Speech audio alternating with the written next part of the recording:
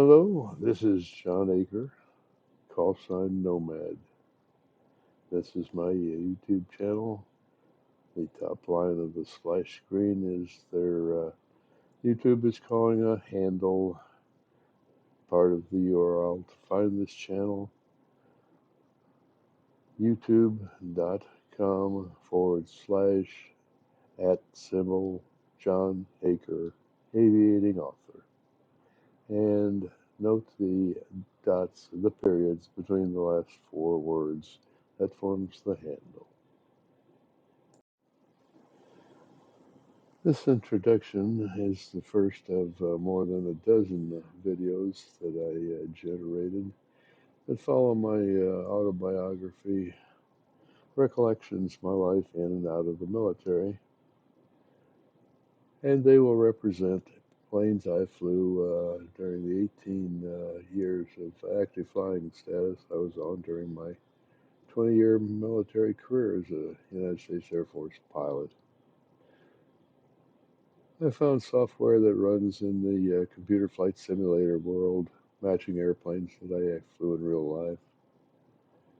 And I narrate them with a narrative stream of consciousness, stories of what was happening in my life during the times when I flew those airplanes. And, well, they're war stories, you know, of course. And in war stories, you have to be careful because the first liar ain't got a chance. You'll learn a little bit about computer flight simulators and videos, the equipment I use to get it done, and we'll have some fun. And check your six back there. I might be on your tail. Nomad is back. Let's take a look at the rest of this series. I finished up at Amarillo Air Force Base, and with my supply officer's AFSC tucked neatly under my arm, I reported to Homestead Air Force Base, Homestead, Florida, south tip of Florida. And they had T-33s on base, so I figured I'd probably get my flying time in those. A friend of mine, actually a flight training classmate of mine, was on a night cross country with a flight of 4, I believe it was. Something happened. The details never were quite clear, but we lost him in the accident. The T-bird crashed. He was killed. And our venerable wing commander says, ain't none of you staff pukes going to be flying T-33s. We put you in safe airplanes, the combat-ready airplanes. And I got picked. I was going to ride fourth man on a 3-man bomber crew in the B-47 Stratojet. More about that in the video. And I said, yes, sir, may I have some more? Let's get to it and take a look at the video I've prepared for my tour down there in sunny Florida.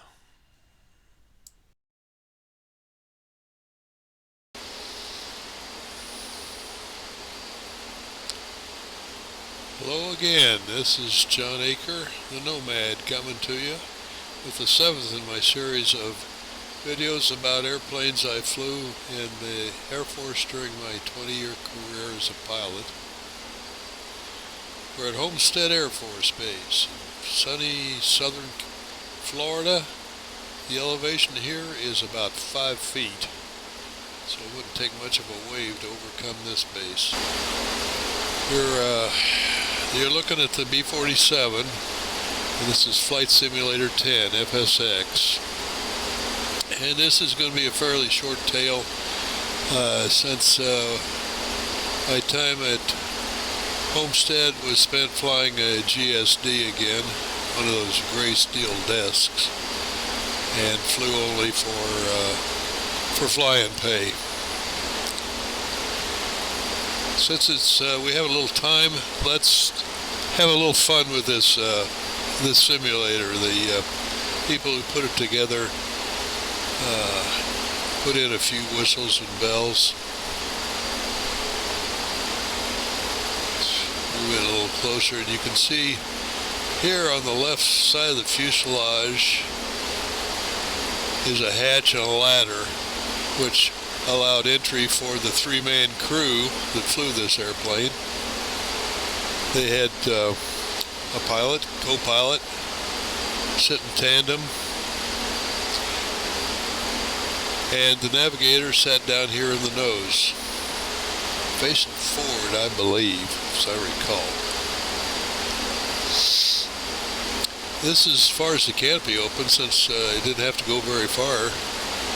They didn't have to crawl up the side and crawl into their seats.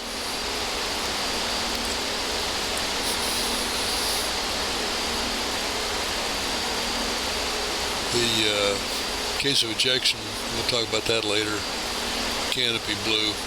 So let's throw one of these commands at it and see what happens. There goes the ladder. Then the hatch is closed, and then you notice the canopy also closed. Those pilots are climbing up here into the cockpit. Of course, the pilot gets the front seat, and they'll appear here in a minute. There they are. Look at there. Like I said, the people that developed this one had some fun. Okay, let's see what the cockpit of this plane looks like. And she's sitting there now with that fire extinguisher out there. All 6 engines are shut down. I'm going to issue the command to do an automatic short start on these 6 engines. Okay, we're back up here. For some reason in FSX, the engine start procedure is notoriously slow, and I just spared you some agonizing moments of watching all 6 of them get started. But we do have 6 of them running and churning at the moment. So we're on the end of the runway here, and you can see we're on runway 05. While we're taking a look at the tail of the airplane, notice a couple of stingers in that tail cone, and just above it a radar dome. The B-47 had mounted twin 50s, 50 calibers in the tail, radar controlled and operated by the co-pilot.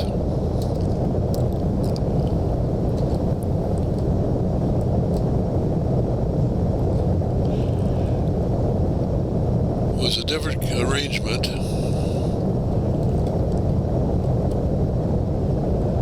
Notice the main landing gear not side by side anymore, but in tandem. That front truck was steerable to keep the wings from dragging on the ground. And there's an outrigger gear that retracted into the inboard nacelles.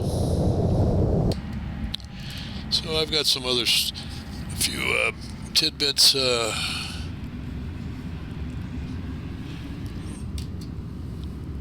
Gonna put some flaps down, put some power on. I'll tell you a couple of stories while we take a quick trip around the traffic pattern here.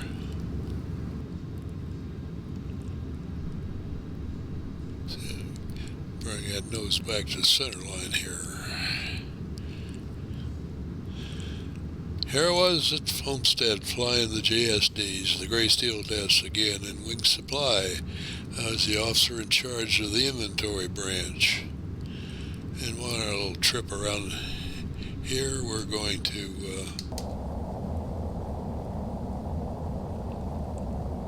she over-rotated a little bit there. Let's get the gear up.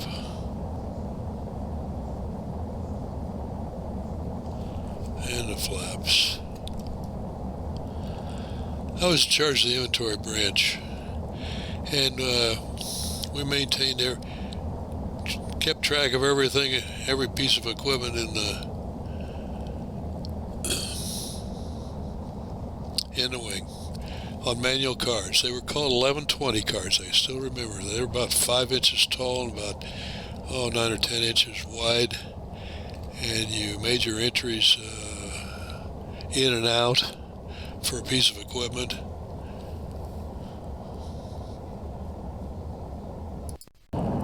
In pencil.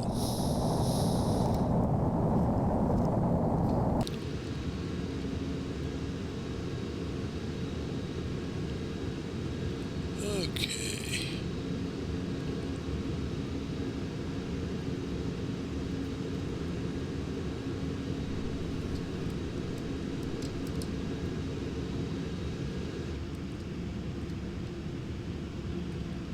Yeah, that's 2,500 feet. Let's stay between here and 3,000 while we tool around the area.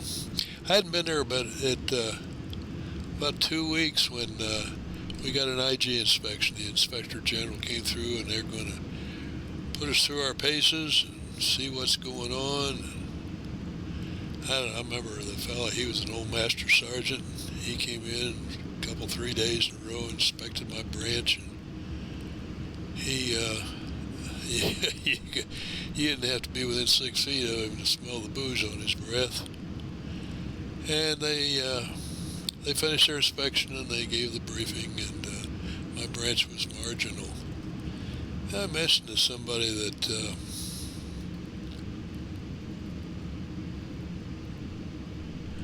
the old boy had been on the booze while he was inspecting. They said, "Well, you ought to tell somebody." I said, "Tell him hell, if he'd have been sober, we'd have been unsatisfactory. I can handle a marginal, because they're not going to say anything to a newbie, been there 2 weeks." And the next part was how we're going to get our flying pay.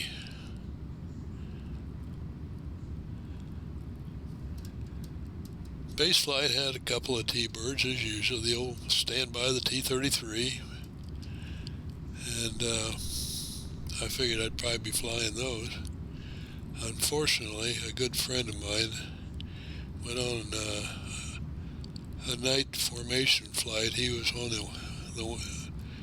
the wing, the leader's wing, and somehow in the middle of the night out there he got disoriented, we assume, because they never heard a call from him. He augured in and was killed. The wing commander says there'll be no more staff jocks flying T-birds. Okay.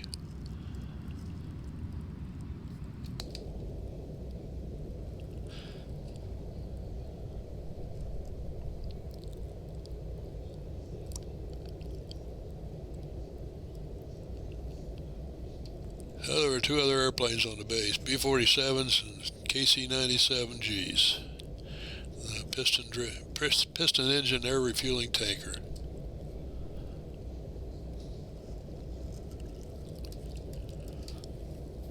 I didn't even get a choice. They just attached me to a B-47 outfit.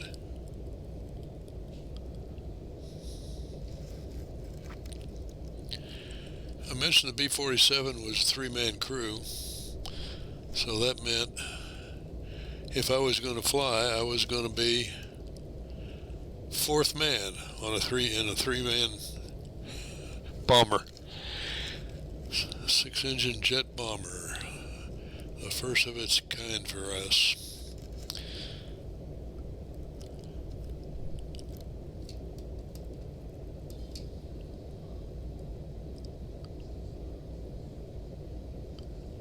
Let's head back in. We turned out over the bay here.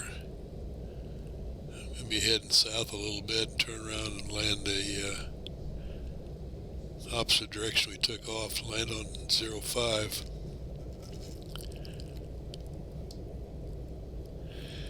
My first flight on one of these big old boogers, the aircraft commander says, "I got to brief you on emergency procedures." He says, "In case of an emergency, the navigator will eject downward, the co-pilot will eject upward, and I'll eject upward also.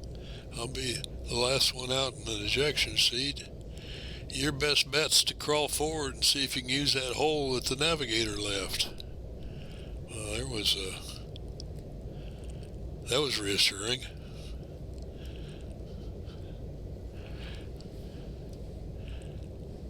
So let me pause the old simulator here because I got a diagram I want to bring out and show you.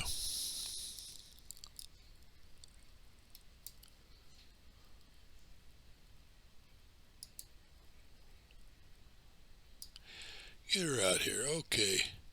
This is what you're looking at from about the 10 or 11 o'clock position, looking at it.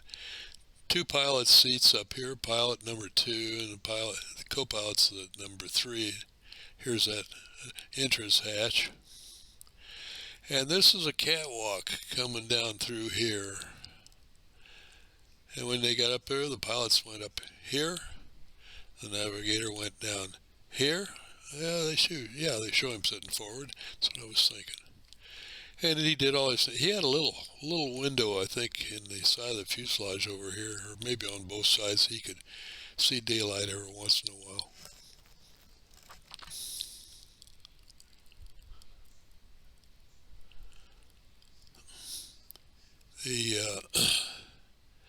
Remember this catwalk, because I'm going to talk about that again in a minute here. So let's store that diagram back over there. Earlier I mentioned that ejection sequence and the fun these developers had. Let me just get around here so you kind of see what happens. I'm going to issue the command to eject. The navigator will go downward, co-pilot will go up, canopy will come off, the co-pilot goes up, and there goes the pilot. Okay, let's see what happens here. Let's move in just a little closer to the airplane. Eject, eject, eject. Did you see him go? Now we got a B-47 flying around with no canopy. Navigator's ejection hatch missing. No pilots. Here's where the sim maker had a little fun. Uneject, uneject, uneject. There they are, all back in the cockpit. Safe and sound.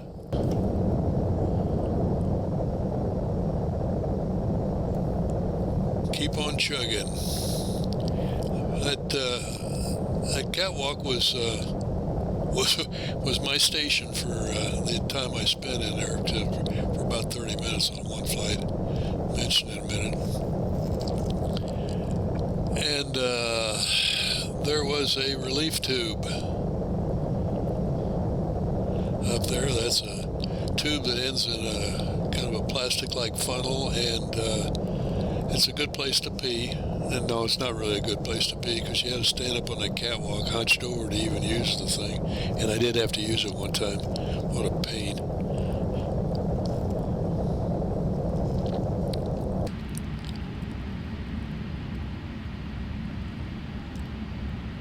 How are we doing here? Down to about 2,000 feet. It's not too bad. We'll hang on to that.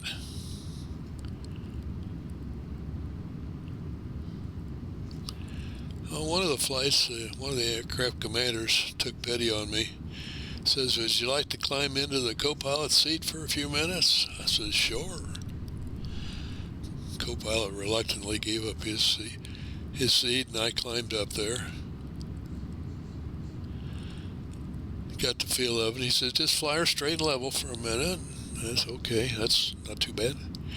He says, make about a 15-degree bank turn to the right. I think, okay. I did that for a little while, maybe 90 degrees, and rolled out. He says, okay, now do one. Can you think you can do one with 30 degrees bank? I said, yeah, I can probably do that. If I know where the trim switch was, I didn't have to hand fly it hard. So I did a 30-degree bank turn for another 90, 180 degrees. And, yeah, that's about enough. Let the co-pilot back in there. So that was my stick time in the B47. Obviously, I wasn't current.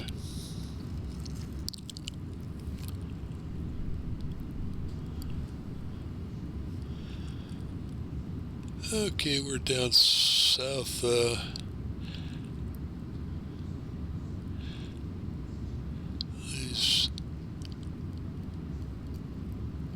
Let's see if we can see. You can see that string of, kind of matching the fuselage. There's a string of land heading down there, and that's the Florida Keys heading down towards Key West.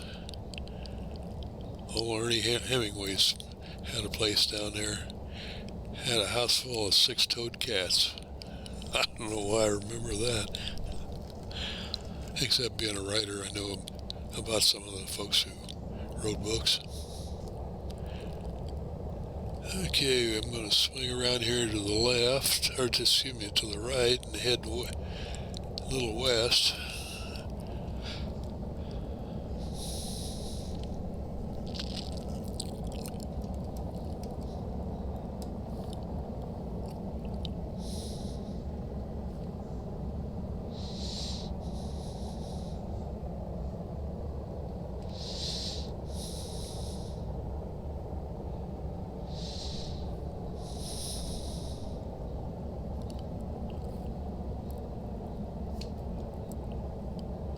I never got anywhere near being able to fly the B-47 this much.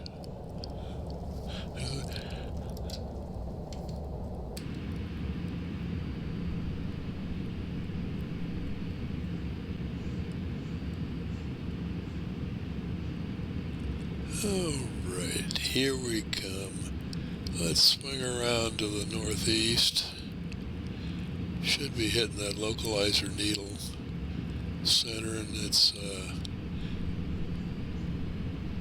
that far right hand gauge. There it is, as a matter of fact. I'm going to overshoot because I didn't turn quite soon enough. So we'll have to come back. And I'll see if we get rid of a little bit of this excess airspeed I let build up here. The B-47 didn't have standard spoilers, so to keep her from speeding up too much on you, they put this little beauty in there. So you got a drogue chute. So you could carry a little extra power.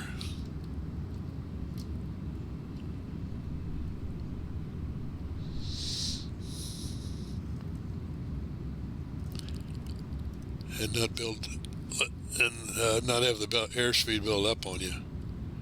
Okay, we are below the glide slope and left of the glide slope. We should be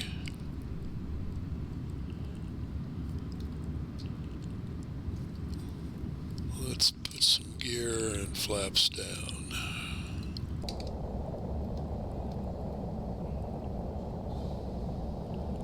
They're looking good.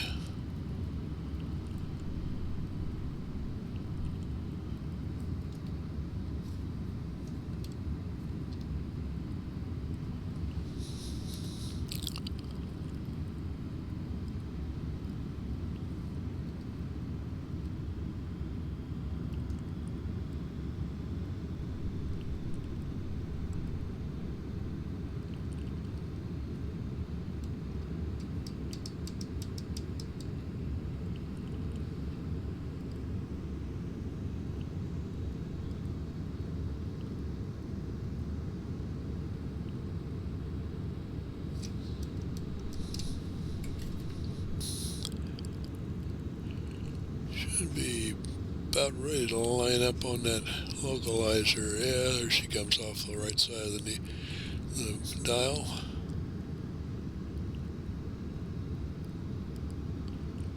Okay, there we go. Pretty much on the center line.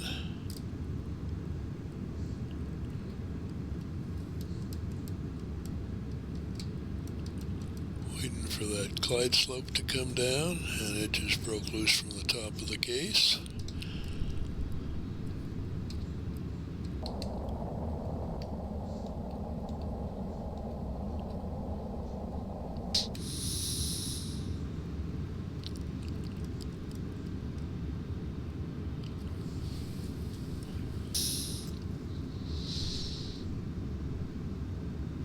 Okay, there's the glide slope. Let's put some more flaps down.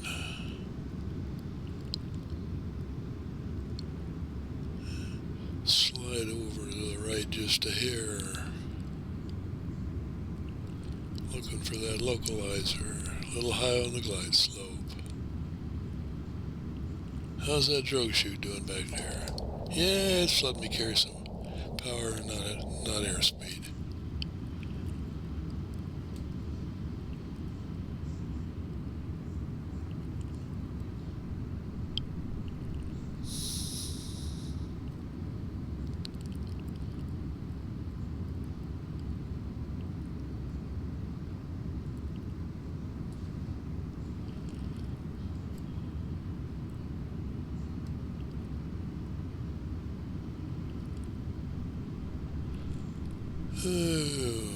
Okay, got the localizer centered. Still a hair high on the glide slope.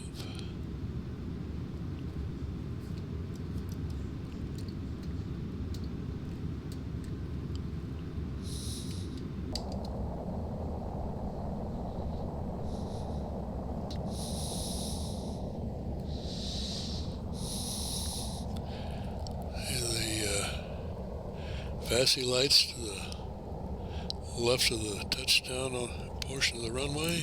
Remember what I said? What kind of lights am I looking for?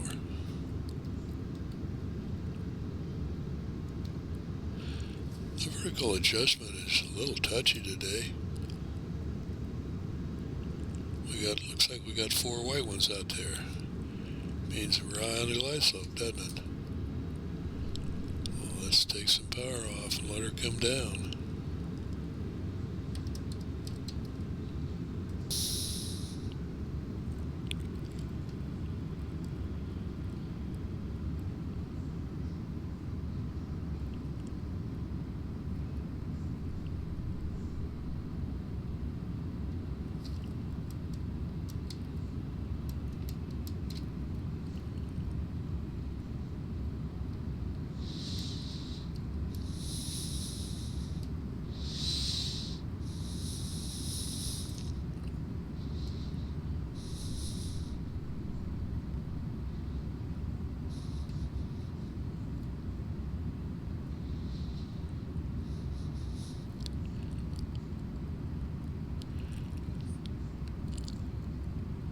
Just doesn't want to come down.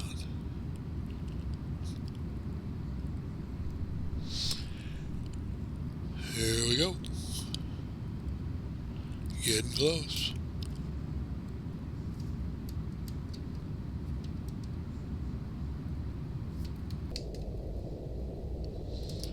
Oh, we don't want to trim that tree out there.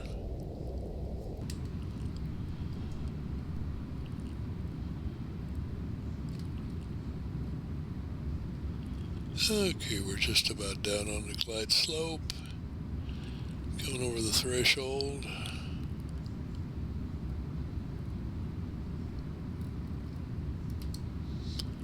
Ease the power off.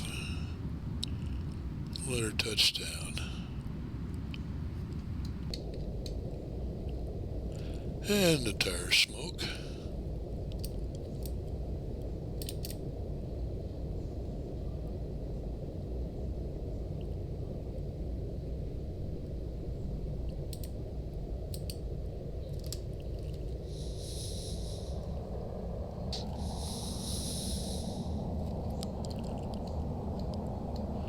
Clean those flaps up. I don't know how where they dropped that drogue chute, because in this model, the in the simulator, they didn't give you a way to get rid of it. I can tap the key that deployed it, and it just hangs on there.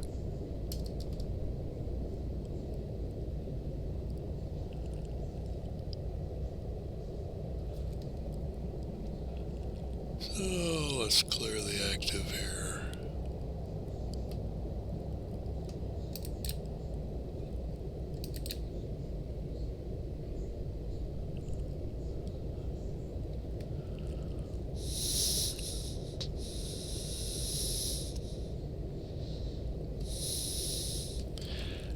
And I'm going to bring her to a stop right here.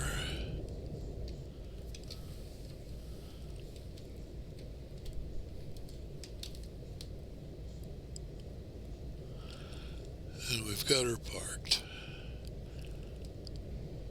We'll turn over to the ground crew and they can take her on in. We get over there. That's our little trip around the pattern. Next time out will be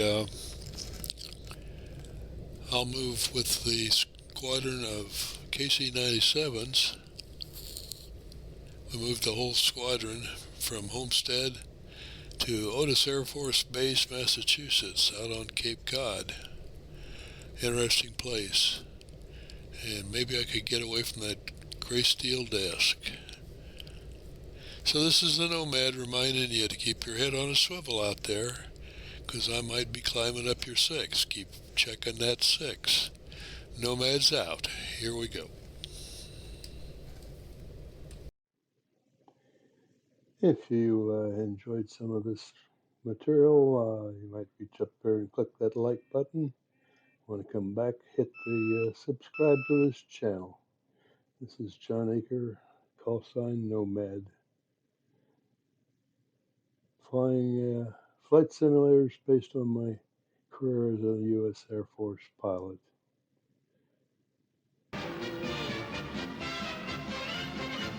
They took the blue from the skies and a pretty girl's eyes and a touch of old